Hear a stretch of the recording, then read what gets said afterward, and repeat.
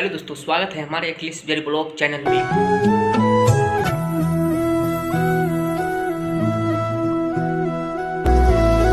कबहू ना छूटी छठी मैया,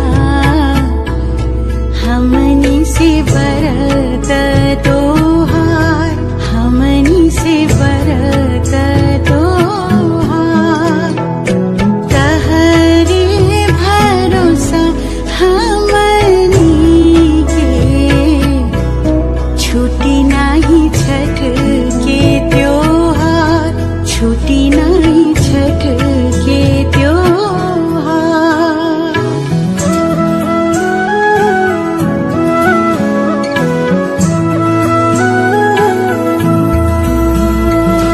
अपने शरण में ही रखिया,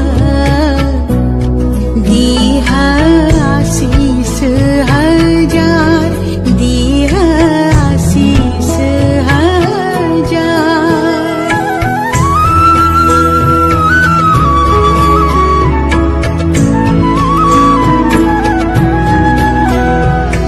गोदिया भराए छठी मैया, बाटे राउर कृपा पार, बाटे राउर कृपा पार।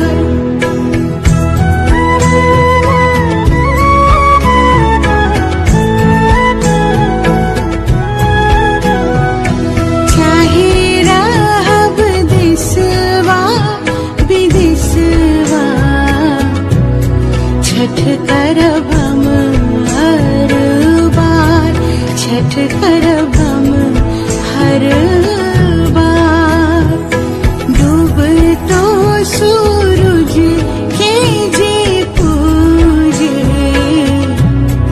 इहे बाटे हमर बिहार, इहे बाटे हमर बिहार।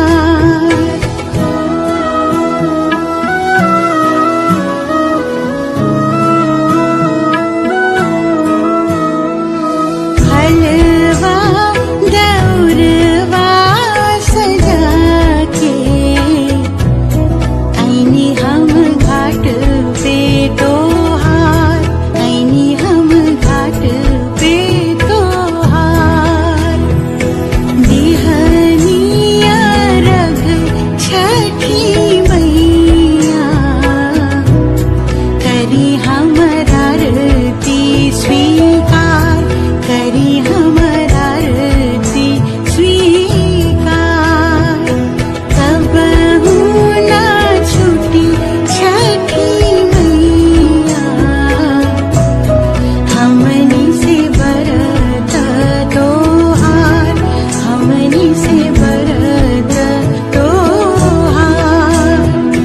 तहरे भरोसा हमनी के, छूटी नहीं छठ के त्योहार, छूटी नहीं छठ के त्योहार, छूटी नहीं छठ के त्योहार।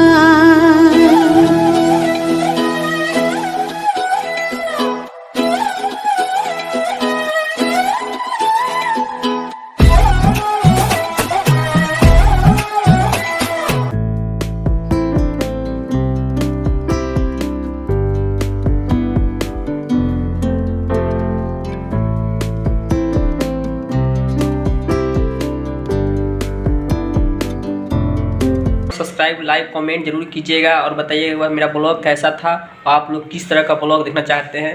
मिलते हैं फिर अगले वीडियो में, आज के लिए इतना ही।